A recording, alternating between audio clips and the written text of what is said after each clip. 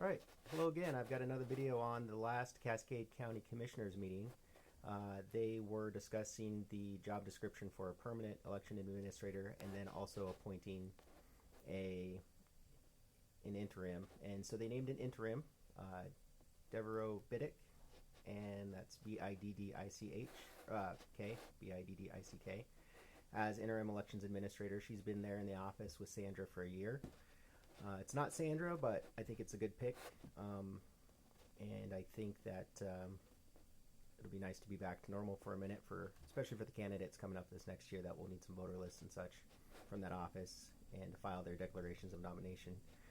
I used the public comment time to cover topics not on that day's agenda as per their rules.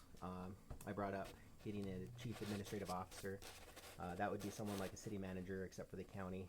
I think that would be someone with fresh eyes as management, and they would bring more intense scrutiny of what's going on day to day in and among departments of the county.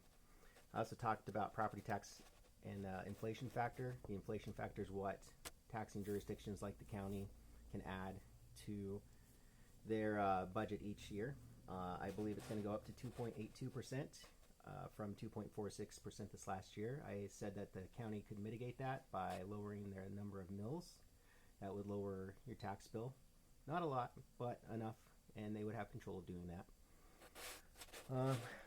And then I forgot to ask about question C, which was who's going to be paying the difference of the lawsuit that the county's lost, and that was a difference of 95 mils or 77.9 mils. I think our county said that they were going to eat it and not send us another tax bill like some other counties are going to do, but I didn't ask. So, and then D, my fourth question was candidates. Two candidates have turned in their declaration of nominations for the school district race, school board race that's coming up.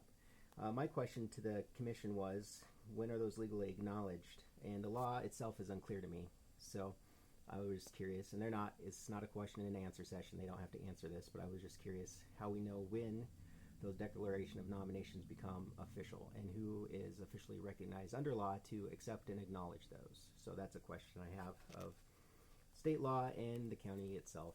And then finally, I asked what are the county employment policies on employing family. And so, like, I know often a policy on that would be you can't give employee performance appraisals to people who are related to you in a workplace, and I'm not sure if that's how that works there. They're also a union environment largely across the county, so there may be constraints and rules within the union document on that. But I was just curious, and I said if